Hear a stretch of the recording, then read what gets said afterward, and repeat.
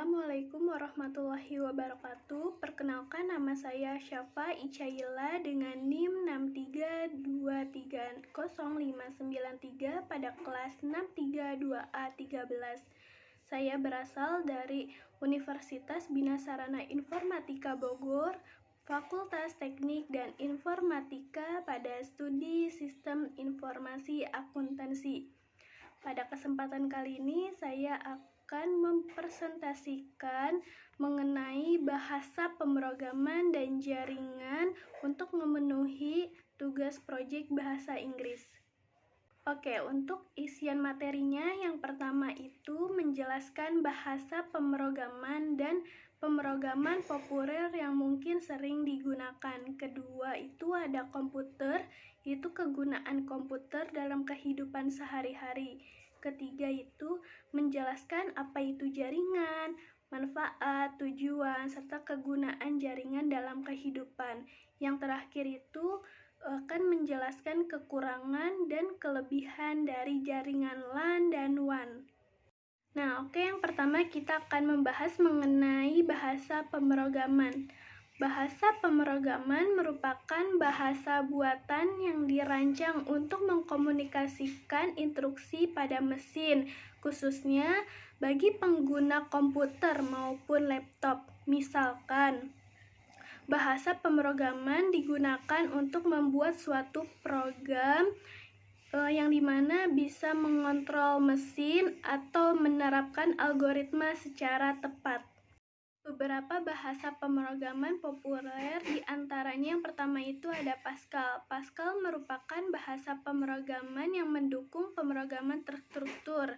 Misalkan menjelaskan suatu program yang dimana kita harus mendefinisikan nama program tersebut, menyediakan fungsi input maupun output seperti var, num1, num2, sum, dan juga integer. Kedua itu ada C++, di mana digunakan untuk aplikasi yang membutuhkan performa tinggi seperti untuk bermain game dan perangkat lunak sistem, diantaranya itu seperti operating system di mana seperti Windows, iOS, dan Android. Ketiga ada visual dasar di sini untuk mengembangkan aplikasi berbasis Windows, diantaranya itu seperti kita menggunakan Excel, Word, maupun PowerPoint. Keempat ada Visual Pro, di mana ini untuk mengembangkan aplikasi berbasis data. Contohnya itu exam, di mana kita bisa membuat database dan tabel dari data pelanggan maupun data karyawan. Terakhir ada Java, di mana Java ini digunakan untuk aplikasi di banyak perusahaan besar dan pengembangan Android. Contoh sederhananya yaitu aplikasi RESTful Web Service dengan Spring Boot. Selanjutnya ada kegunaan komputer dalam kehidupan sehari-hari. Yang pertama itu ada akun, di mana kita bisa mengelola keuangan dari akuntansi. Kedua, permainan, kita bisa bermain game untuk hiburan diri kita sendiri. Yang ketiga itu ada pendidikan, kita bisa melakukan proses belajar mengajar. Yang keempat itu ada perbankan online, kita bisa melakukan transaksi melewati online dengan menggunakan m-banking atau e-wallet seperti OVO, Dana, GoPay, dan lain-lainnya.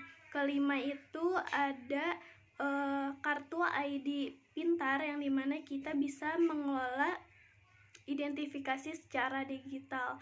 Yang keenam ada supermarket, kita bisa melakukan inventaris dan transaksi penjualan dari pembelian yang kita beli. Ketujuh itu ada bekerja dari rumah, di mana proses pekerjaan ini dari jarak jauh bisa menggunakan Zoom dan lainnya. Kedelapan itu ada internet, di mana kita bisa mengakses informasi dan juga komunikasi.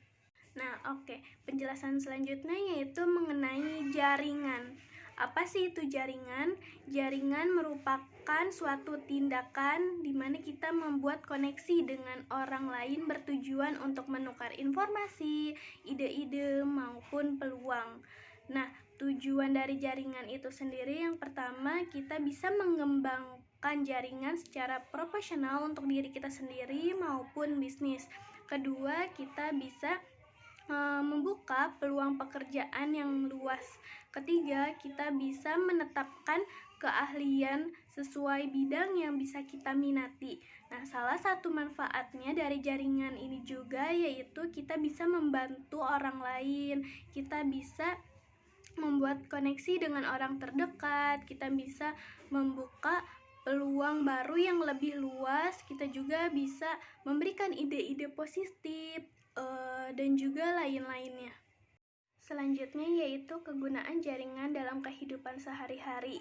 Yang pertama itu berbagi sumber daya di mana kita bisa menggunakan printer, file, dan koneksi internet. Kedua itu berkomunikasi di mana kita bisa mengirim sesuatu atau tugas, melampirkan yaitu melewati email, dan kita juga bisa mengirim teks pesan dan panggilan video. Ketiga itu sebagai kolaborasi di mana kita bisa bekerja secara real time pada dokumen yang sama. Dan terakhir itu mengakses data, mengakses informasi di mana kita mengakses data dan aplikasi yang disimpan dalam server. Oke, selanjutnya kita akan menjelaskan dua jaringan, yaitu jaringan LAN dan WAN serta kelebihan dan kekurangan dari jaringan tersebut. Yang pertama ini jaringan area lokal atau yang dikenal sebagai jaringan LAN. LAN merupakan jaringan yang mencakup area kecil seperti rumah atau kantor. Contohnya, jaringan komputer di tempat kita bekerja, di mana kita bisa menghubungkan komputer dengan printer dalam satu kantor. Nah, untuk kelebihan dari LAN ini, dia ini kecepatannya sangat tinggi. Kedua, biaya pemeliharaan dan pemasangannya ini sangat rendah. Ketiga, mudah dikelola dan diamankan. Untuk kekurangan dari LAN ini yaitu terbatas terutama dalam wilayah geografis yang sangat kecil. Kedua, sangat rentan terhadap masalah internal. Yang kedua yaitu jaringan area lebar atau yang dikenal sebagai WAN. WAN adalah jaringan yang mencakup area yang sangat luas seperti kota, negara, bahkan seluruh dunia. Contohnya WAN ini yaitu internet, di mana jaringan global yang bisa menghubungkan jutaan perangkat di seluruh dunia. Kelebihan dari jaringan WAN yang pertama itu dia menghubungkan perangkat di area yang sangat luas. Kedua, memungkinkan komunikasi secara global. Nah, untuk kekurangan dari WAN ini sendiri, yang pertama itu dia kecepatannya sangat rendah dibandingkan dengan LAN. Yang kedua, biaya pemasangan dan pemeliharaannya itu sangat tinggi. Ketiga, rentan terhadap masalah keamanan eksternal. Oke, sekian penjelasan dari saya. Mohon maaf bila ada kesalahan. Wassalamualaikum warahmatullahi wabarakatuh.